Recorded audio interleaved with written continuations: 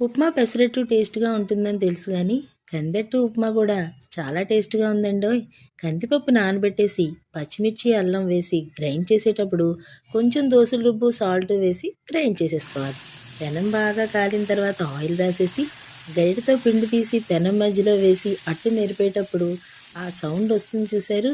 అప్పుడే అట్టు ఎర్రగా కాలుతుందని అర్థమైపోతుంది.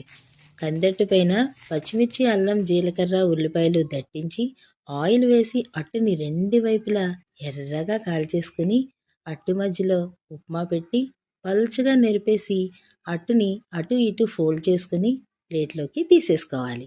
ఉప్మా, కందట్టు కలిపి ముక్క తీసి తింటే ఆ టేస్టు పాతపాట ఉంది చూశారు?